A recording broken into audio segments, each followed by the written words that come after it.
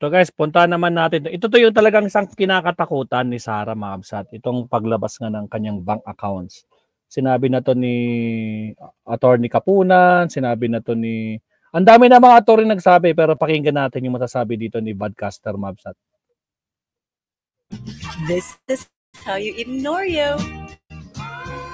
Kabsat, again, huwag kalimutan mag-like and subscribe. Ilan na yung like natin? Dali lang ha. Ilan na yung like natin? Kanina 50. Ngayon, naging... Ilan na yung like natin? Refresh nga lang ako. Ay, grabe. 50 ka. 62! Wala pang 100, mga kabsat. Grabe naman. O, sa mga bagong pasok dyan, huwag kalimutan mag-like and subscribe. Like po tayo, mga kabsat. Wala pong bayad dyan. Okay, tuloy. Pasok. Meron po tayo mga appointments today. May mga meeting, breakfast meeting po tayo. So, ito po ay minabuti natin to record the night before dahil this is an issue na parati na natin dinidiscuss. At yun nga na the fact na takot na takot si Sara Duterte na masimulan yung impeachment trial ay dahil she fears yung paglabas ng mga bank records at makikita yung mga transactions nila na pwede talaga siya sumabit sa plunder, sa anti-graft cases dahil hindi nila sa pagdeklara ng mga ill-gotten wealth nila sa mga Statement of Assets and Liabilities nila or SALN and Statement of Assets, Liabilities and Net Worth. At more than that, yung mga sources ng pera nila, yung mga deposits na ginawa ng mga drug lords like sila Michael Yang, Peter Uy, Alan Lim at iba pa, baka pati mga triad or siguro mayroon pa mga deposits ginawa ng mga smuggler, may mga deposits pa ginawa nila Alice Guo, mga Pogo executives, baka mayroon pa deposits diyan galing pa sa mga kaalyado ni Xi Jinping all the way sa China. So hindi natin masabi yan.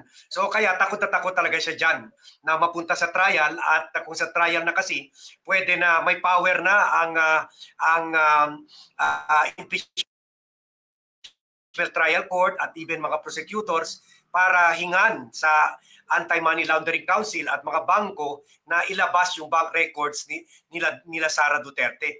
Mas lalo na kung ito ay accounts sa tatay niya, si Rodrigo Duterte, o kaya sa kapatid niya si Pulong, si Baste, o pati kay Mrs. Zimmerman. So, presumably, dyan talaga siya takot na takot. That's why they are doing everything. Kasama na yung mga kaalyado nilang senator, tulad nila Chis Escudero, para pigilin, para patayin ang impeachment trial para hindi mailabas yan mga bank records. So ganun na rin ang sinasabi ni former Supreme Court Associate Justice Antonio Carpio. And let's listen in sa interview niya dito sa TV5 sa Storicon, ukol nga dyan sa paglalabas ng mga bank accounts ni Sara Duterte during the impeachment trial.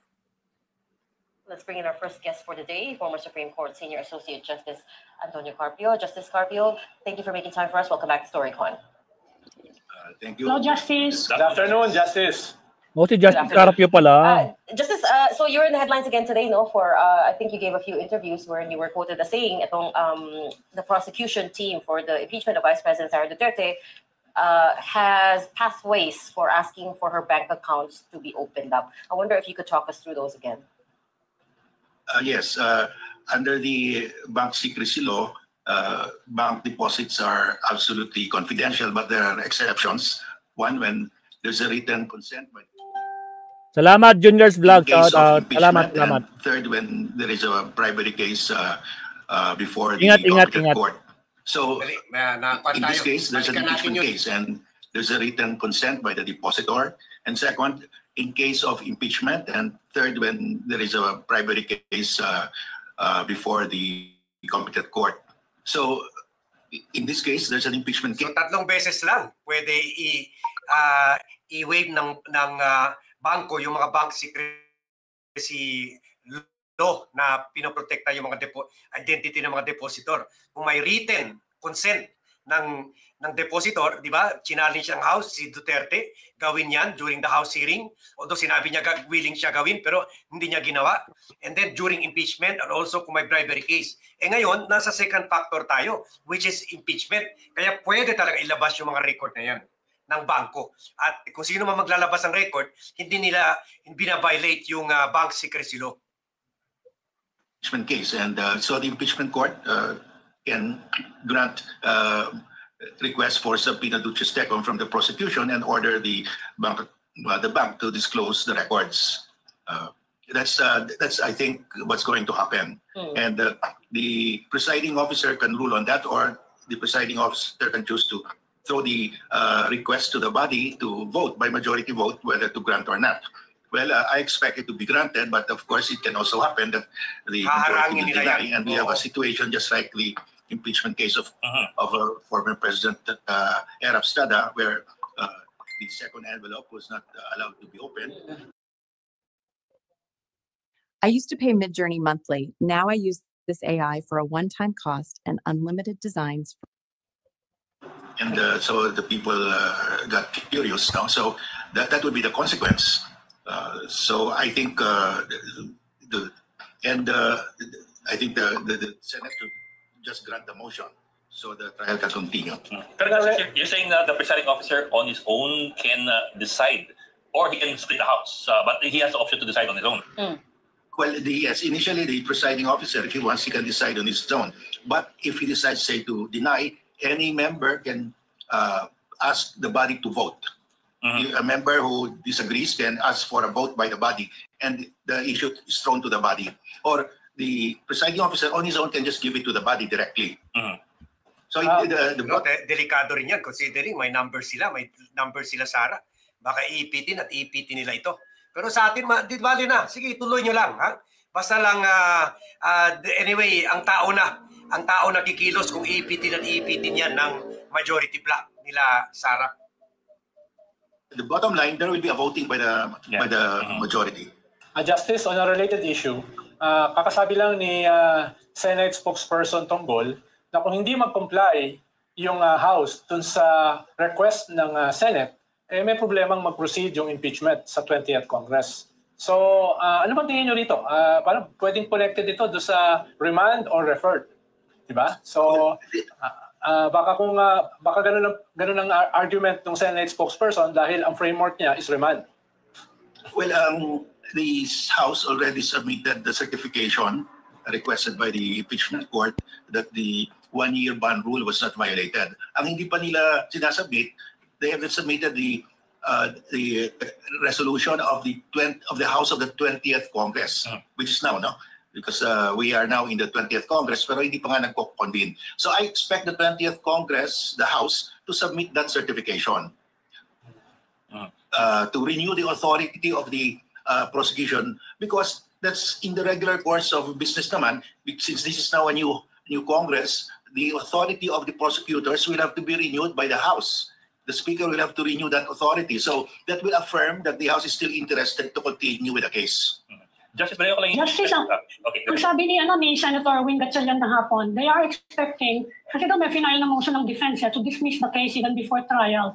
Kailangan daw pagbotohan nyo ng Senate. Ang sabi ni Congresswoman Laila de Lima, pwede naman daw na gawin doon ng Senado, para nga daw hindi ma-dismiss, sabihin lang noted. Tapos itutuloy. Tama ba yun? Well, the Constitution says once the articles of impeachment are received by the Senate, trial shall proceed forthwith. Now, yung motion to dismiss, that will not result in a trial. Kailangan trial. So I think, in my opinion, the Senate cannot entertain a motion to dismiss because the obligation, the duty of the impeachment court is to proceed to trial forthwith. Now, let us say the impeachment court will decide to vote and grant the motion to dismiss. So aakyat yung prosecution to the Supreme Court asking that grant of the motion to dismiss be declared unconstitutional. So we will be already sometime we are now July 29 yung first hearing. So that will be sometime in August when the prosecution will be going to the Supreme Court, and there will be oral argument. So probably by October, November, December, there will be a decision. But by December, the one-year period would have expired already. The ban would have expired. So the House now can refile the resolution with the Senate. So what will happen is there was just a delay, but you cannot prevent a trial. Yes, you can have a delay, but you cannot prevent a trial because the ban will expire by December of this year.